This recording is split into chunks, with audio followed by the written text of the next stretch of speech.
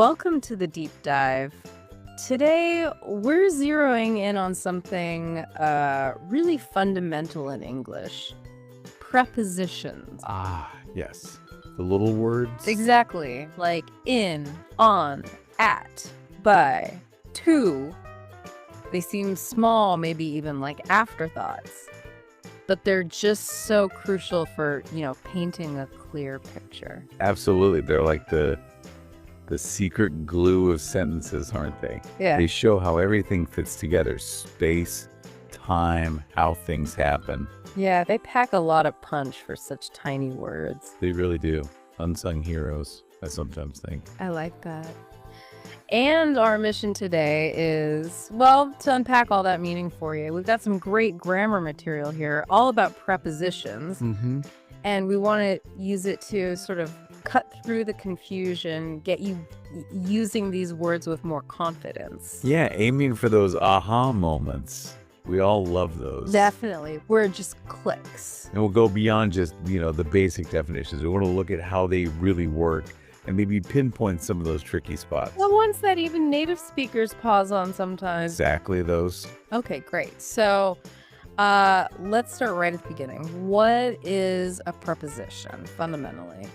Okay, so at its core, a preposition is a word, usually a small word, that connects a noun or a pronoun or even a whole phrase to other bits of the sentence. Connects them. How? What's its job? It basically sets up a relationship. It's like a signpost telling you something about that noun or pronoun, where it is, when it is, which way it's going. Okay, so relational words. Showing location, time, direction. Manner, sometimes too. Yeah, they answer those key questions. Where, when, which way, how. Got it. The source gives us a couple of simple examples to start.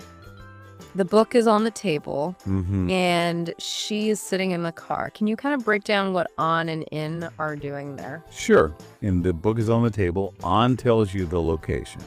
Specifically, its relationship to the table surface. It's on the surface. Okay. Surface contact. Right. And in, she is sitting in the car. In tells you she's located inside the car, within that enclosed space. Simple, but really clear. They establish that core relationship. Exactly. Foundational stuff. Right. Now, let's dive into one of the big areas of confusion, using in, on, and at for place. This trips people up a lot. Oh, definitely. The classic trio. Let's tackle in first. When do we use in for location?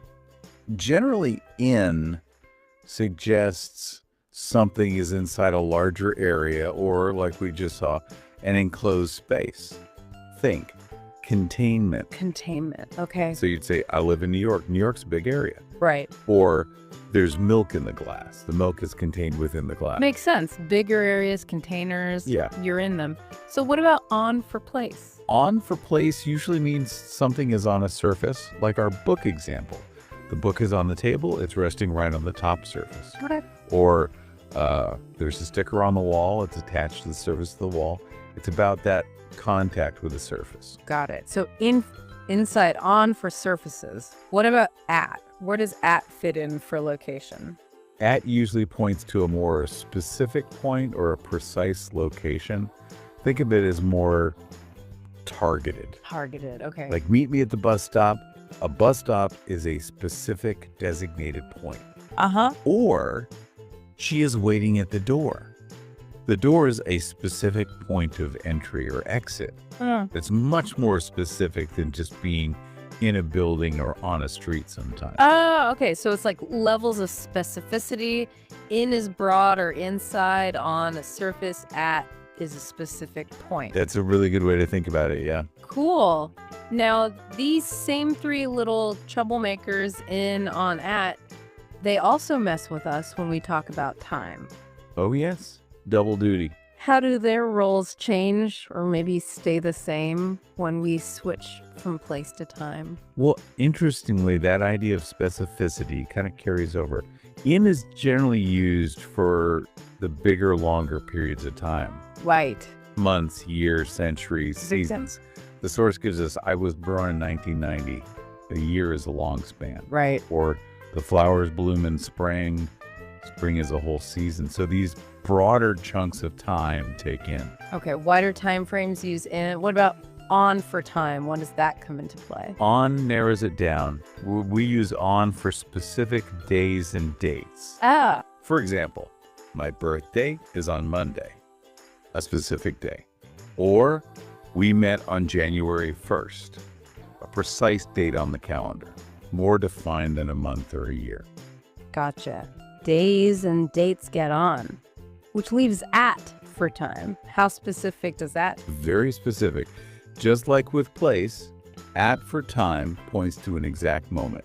Usually clock time. Like the class starts at 10 a.m., that precise time, or the show is at midnight, a specific point in the night. Okay, wow. Breaking it down like that, brought in specific date on exact time at that really clarifies things. Yeah, seeing the pattern helps, I think. Definitely. Now, another common mix-up the source mentions is in versus into and on versus onto. Ah, yes, the movement pairs. What's the key difference here? What should we be listening for? The absolute key is movement. Think action. In and on usually describe a static position. Yeah. Where something is. Okay. State of being. Right. Whereas into and onto signal movement towards or to that position. A change is happening. Okay, let's focus on in and into. Can you give us those examples again to make it really solid? Sure. Think. She is in the room. That's her current location. She's there already. Static. Now compare that to she went into the room. See the movement. From outside to inside. Yeah. The two almost implies direction. Exactly. Or Yeah. the keys are in my bag. Yeah. Location. Versus he put the keys into his pocket. Action. Movement. That makes it crystal clear. The two part of into really flags that movement. So does the same logic apply to on versus onto? Precisely the same logic. Movement is the differentiator. Okay, show me. The phone is on the bed. Simple position. It's resting there. But she threw the phone onto the bed. Oh. That describes the action, the movement of the phone arriving on the bed. Got it. Throwing is movement. Right. Or the picture is on the wall, its current state, versus the cat jumped onto the table. That shows the cat's action of moving to the table surface. Yeah, the onto emphasizes that arrival on the surface because of an action. That distinction is super helpful. A problem. It's a common hurdle. So we've covered the big confusing ones, but English has loads of other prepositions, right? The source gives us a good selection. Let's maybe quickly run through some of these others and their main jobs using the examples from the material. How about by? Okay, by, it often shows who or what did the action, the agent, like the cake was made by my mom, mom's the agent. Right.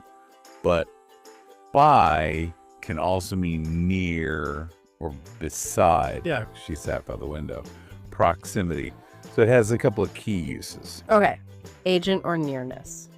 Next up, with. What does with usually do? With often points to the tool or instrument used. He cut the paper with scissors.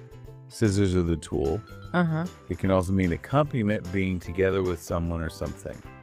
I went to the park with my friends. Tool or togetherness. Got it. What about about? About usually tells you the topic or subject. We are talking about movies. Movies are the subject, or this book is about history. History is the topic. Pretty straightforward usually. Okay. Topic marker. And the classic of. This one feels like it does a lot. It does. A primary job is showing possession or belonging. The color of the car is red. The color belongs to the car. Right. Or showing a part of something. Right. A piece of cake. Part of the whole cake. It connects things in that part, whole, or belonging way. Okay. Possession, belonging, parts. What about for? What's its main role? For often indicates purpose or benefit. This gift is for you.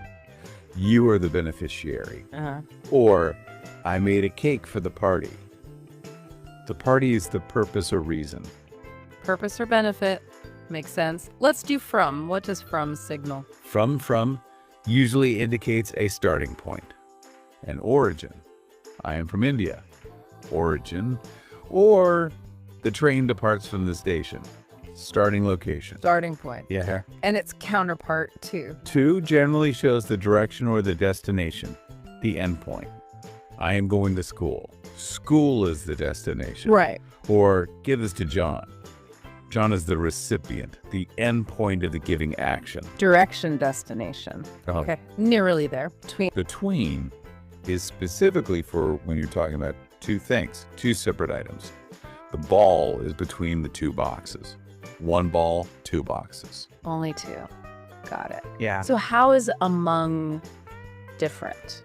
Among is used when you're talking about more than two things. Being part of a group or surrounded by multiple items or people. Okay. Like, she is popular among her classmates. There are many classmates, not just two. She's within that larger group. That's a clear distinction between for two, among for more than two. Whew. That's a lot of prepositions. It is. But seeing them laid out helps, doesn't it? Absolutely. Now, the source also brings up something really practical, fixed expressions. Why are these so important? Yes.